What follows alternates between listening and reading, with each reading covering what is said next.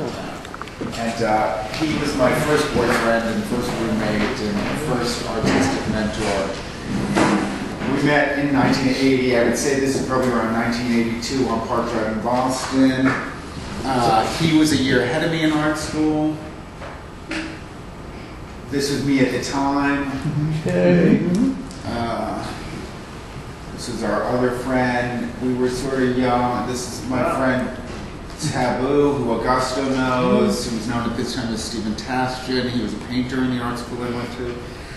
We were, all of us, kind of intent in a way in, like, you know, living in the 50s a little bit. Like, I don't know, that was the thrift store culture of the time. It was like 50s clothes, and sort of we like 50s music and 50s clothes, and tried to live in derelict places that looked like the 50s. 35 millimeter or 20? These are 35 millimeter.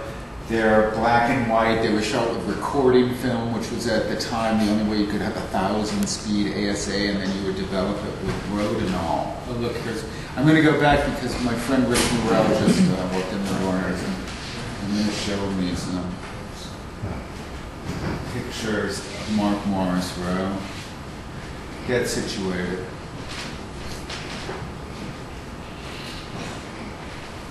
Okay, Rich, look at this really quick because they've already seen them. That's me. Janet, Stephen Tashjian.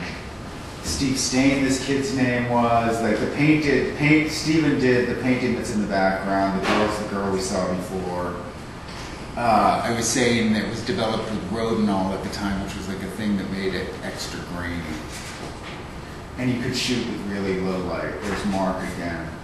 So, part of the 50s thing, we went to this diner every day called the Triangle Cafeteria. If anybody came from Boston, you know, it was next to the Salvation Army on whatever the street the art school was on. And they always had this kind of stuff, and it was the kind of stuff we loved. So this was one of my early pieces. The other thing is, I know this is the photo club. I make art. A lot of it is photography. This PowerPoint presentation has a lot of other stuff besides photography, so I'll try to go fast over that stuff. No, don't.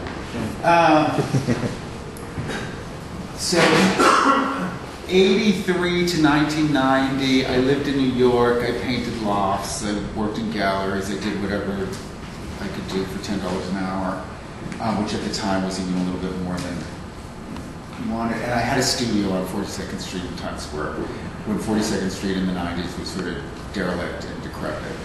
And I still continued, but I sort of arrived in New York.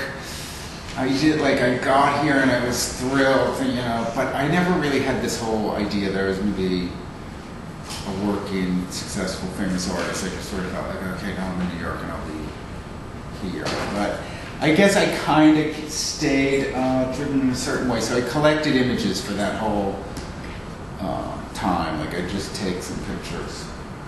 And, okay, wait a second. So this is just to set you up. The studio was above one of those places. I forget what angle we're looking at now, but it was in an office building above the hot dog stand. I guess it would be right in the middle of the walk between 42nd Street and between 7th and 8th.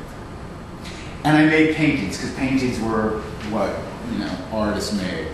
And so, thinking this is like 1985, these were tiny little 8 by 10 paintings, and they were done on paper and then sort of stretched on canvas, and they were just supposed to be like aesthetic and sort of, I don't know, the color of putrefaction and disease and decadence and wounded flesh and skin and stuff like that. So that's what these are.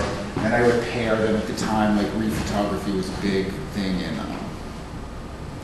the art world at that time. Like, you, instead of taking new pictures, you rephotographed old pictures. So I photographed old 50s pornography. And, you know, this is a comment about painting in general.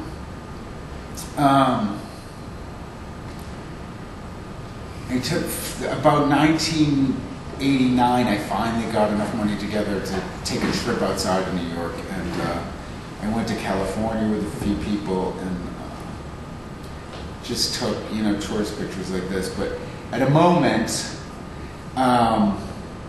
I'd been doing the paintings, and people, you know, from the art world and galleries came to my studio, and they would look at the paintings and they'd say, oh yeah, okay, whatever, you know, see you later. But some of them would come back. But I could tell it wasn't like really moving, and I had this idea. I lived in the Lower East Side, and at that time, this is all like pre-everything somehow. You would go into the photo shop and there would be a sign that said, "Turn your memories into posters, $9.99." And they would make you a 20-inch by 30-inch print from your negative.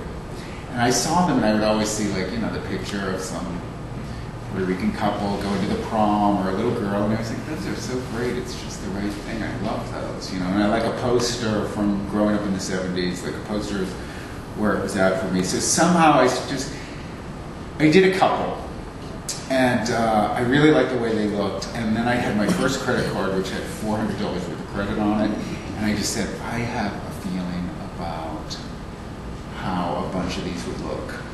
And so I took in 50 images, or however 40 divided by 10, like 40 images, and I said, like, do them all. And they all came back at one time. And one of the people that had come to my studio came, and I showed them, I pinned them up on the wall and showed them what he looked like. And he was like, oh, I'll give you a show in 2 months if you want.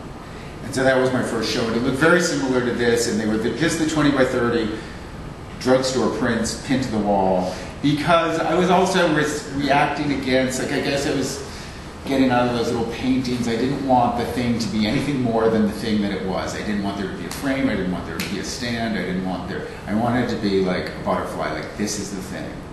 And that was not the case of what was going on in the New York art world at the time, but for photography to enter the New York art world, which is the art world, I don't know why I'm saying New York art, it had to be framed, it had to be this big, it had to say, like, I'm just like a painting, I'm just like a painting, you know, and it had to look like it cost money because they were asking money. And I sort of took that down, way down, and said, like, no, it's just a photograph into the wall. It's just as good as something you rip out of a magazine, which is something I still believe.